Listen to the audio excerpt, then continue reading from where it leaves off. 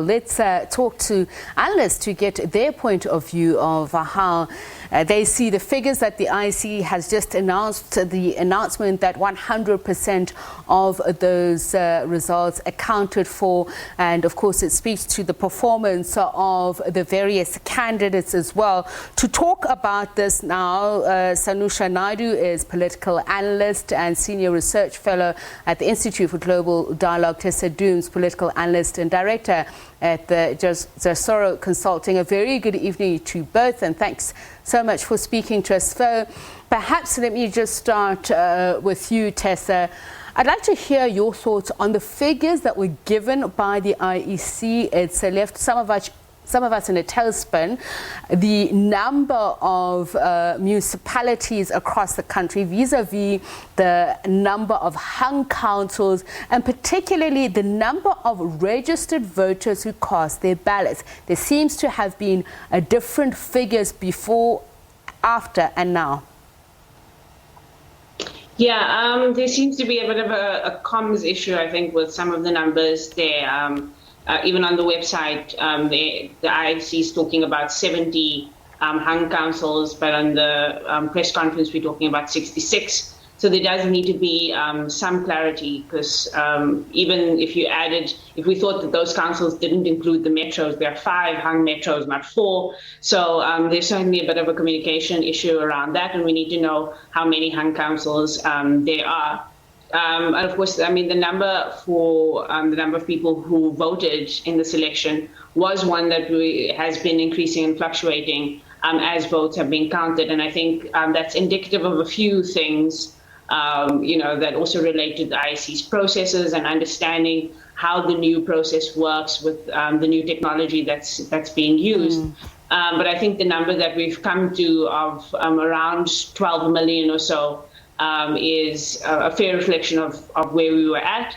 But I do think there is a lot of explaining to do in terms of how those numbers translate into seats. Not all South Africans, particularly when looking at the number of votes. So people are talking about the ANC having 10 million voters in this election, and that's simply not the case.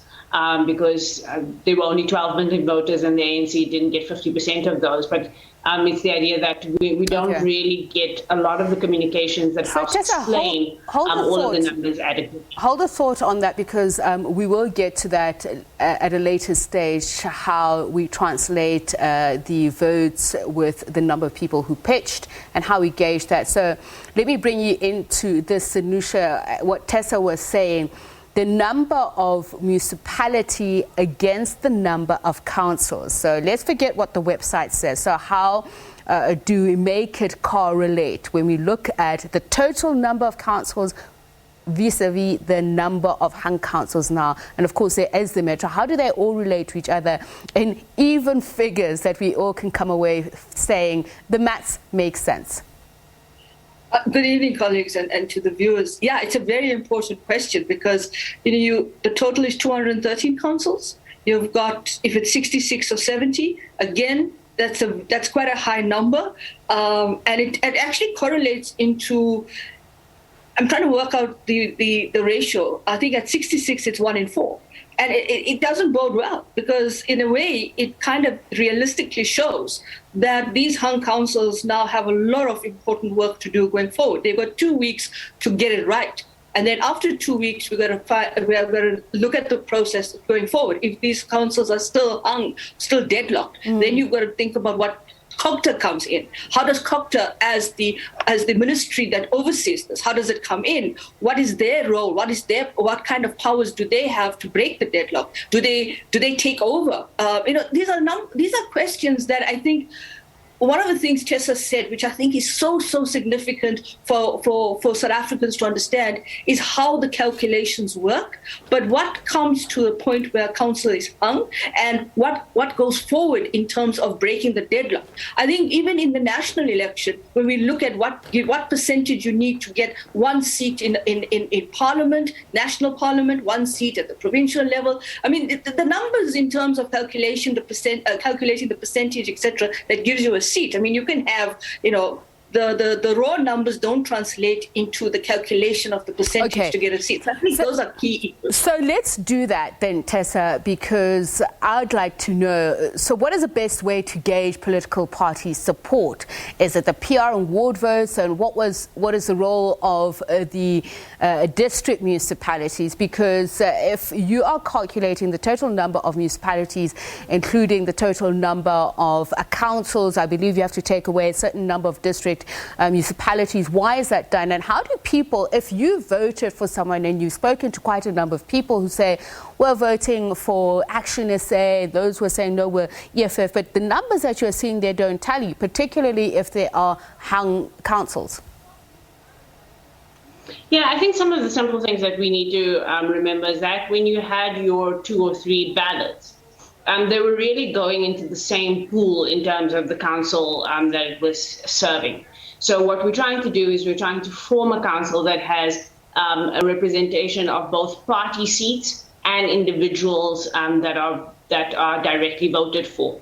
And so when you're voting, unlike with the national election where you're voting into 2 different pools, the national pool and the provincial pool, here we're pooling into one. And so parties have more than one opportunity to get your vote and in order to constitute council. And then the ways in which those are set up is based on the ratio of the number of votes that are there. There's a mathematical calculation that I'm not adequate to explain. But the ratio of votes versus the number of seats, and the PR seats particularly are the ones, because the ward seats are ring fenced, so the PR seats are where the calculations really come into play. So when you see the calculations of percentages, you're really looking at the percentages of seats rather than a pure understanding of the percentages of votes. Okay, so let's, Sanusha, then look at a number of votes cast in translation to party support. Let's bring up eThekwini. We know that has been hotly contested. And also look at the reasons that the parties and the candidates have given for their performance. Some have talked it up, some have talked it down. What has been convincing and what hasn't? What has literally come down to excuses for bad performance when we look at the top 3, when we look at a place like eThekwini, for instance, that municipality, I know we have a graph that we can put up and look at the party support. So talk us through that. Okay, so I think building on what Tessa said, when you look at the ballot paper, you get 3 in non-metro areas. In metros, you get 2. So the 2 ballot papers in a metro, you're voting for PR, which is PR in the context of what the party is winning in proportional representation, and that's the seats you get in the council. And then you've got the ward. So I think that's the one issue that needs to be clarified for voters. If you're in a non-metro area, you got 3 ballot papers. You got the PR, you got the kind of. I'm confused on what the 3rd ballot paper is because I've seen it, but I didn't see what this thing. But you're also voting for a councillor as well, a ward councillor. So I think you've got to understand how those calculations work. And I think when you come to the metro of eThekwini, you must remember that in there, it's 2 ballot papers. Now, the challenge we have in the eThekwini metro is really the question of how the ANC went from 2016 around 51% or even higher than that to 42% or just about 42% in 2021. And I think there are a number of different factors that are at play. Who came out to vote, who didn't come out to vote? Was it the suburban voter that was much more engaging in the metro? Was it on the periphery of the townships that people didn't come out to vote?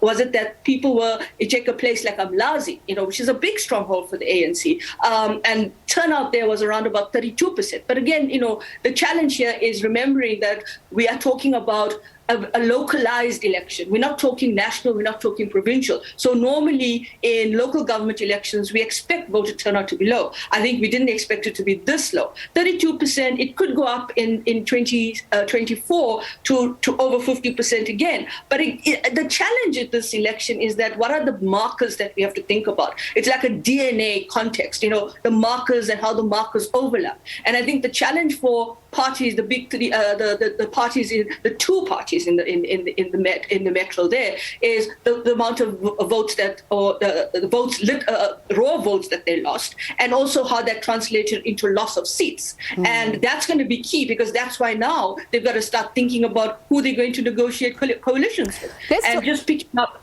sorry. Okay, so Tessa, I want to move to Gauteng while we do that, because we know Ekurhuleni would have always been in trouble, including Johannesburg and Tshwane. At the press briefing, Julius Malema was talking about the suburban areas, particularly Sandton. So we've been talking about the big parties, the top 4, top 5, but we've had tough talking smaller parties who are making demands clear for coalition governments in other areas, including Nelson Mandela. But I want Nelson Mandela Bay. I want to know what leverage exists for the Patriotic Alliance, for instance, in Gauteng. It's also had a pretty impressive show, including Action Essay.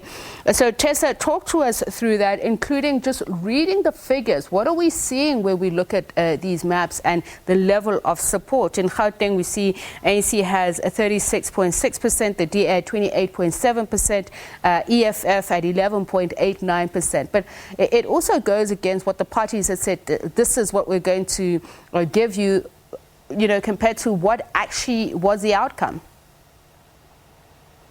Yeah, I mean, what's interesting about these elections for the Gauteng metros, different from 2016, is that the margins in order to get over the line are so much larger.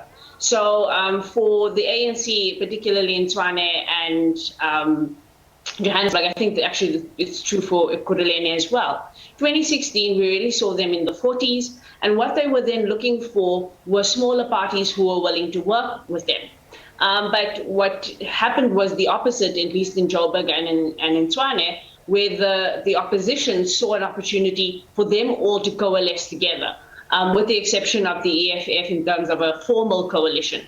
And the way it was set up was more kind of 50-50 almost between the ANC and the rest of the opposition. In this election, the ANC dropping below the 40% mark, and the DA being in a similar position around the high 20s and the 30s, has actually opened up for the ANC a bit more. It's not as easy for the opposition to just coalesce together, because there's a lot more at stake. There's a lot more that can happen. The configurations can be much more varied than they are right now, and that's what's going to make this quite challenging.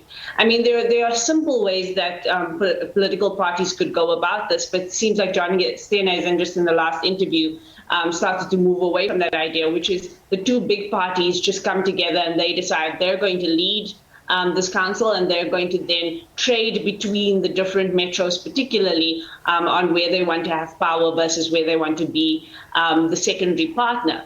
But if the big parties don't want to work with each other, that opens up a lot of spaces for different iterations, and you could end up with two quite strong different parties. You could end up with the ANC having a 50+1 with some smaller parties and getting over the line there, and the DA being also having a coalition that's in opposition, for example, or vice versa. So there's so many iterations that could come from this, and I think it's going to make it the hard work of being a politician starts now. The ability to negotiate, the ability to find partners that your constituency can stomach. I think Action SA's idea about going back to the constituency and saying, you know, give us a mandate for the coalition is a really smart one, because at least that way you're protecting your party's interest in terms of your constituents not turning their back on you or feeling betrayed. But I think John Steenhuisen and I think Gwede Mantashe were both, as leaders in their respective parties, saying that these coalition talks are not just about governing. They're also about looking ahead to 2024, and it's balancing those two things out that I think is going to be key. I would say that political parties should balance on the basis of what governing is going to look like versus balancing on the basis of what it's going to mean for 2024. Because ultimately, if you get it wrong today and you don't end up governing well, you're going to lose in 2024 either way. I do apologize to you. I've just been told that we've run out of time, but I really do appreciate both your time and your insights following that press briefing by the IEC, giving us the final figures, a tally of the various parties. We've been putting it up on the screen for you after 100% of those votes cast and counted and audited. Well, that was political analyst Sanusha Naidoo and Tessa Dooms. Thank you so much for speaking to us. Well, that's it for us, Francis, this Thursday, but of course the talk does begin again tomorrow because of those backdoor discussions that we believe are taking place as we speak. Yeah, I think we'll be talking for the next few weeks about coalition talks, and we'll bring you any information that we can as soon as any of those formations are confirmed or getting there. It's going to be very, very interesting, especially in the likes of Joburg. And I actually wanted to ask them about the normative understanding of equal partnership when there are lesser and bigger parties. When do you think that you both have a say? All right, that's it from us. Ciao, see you soon.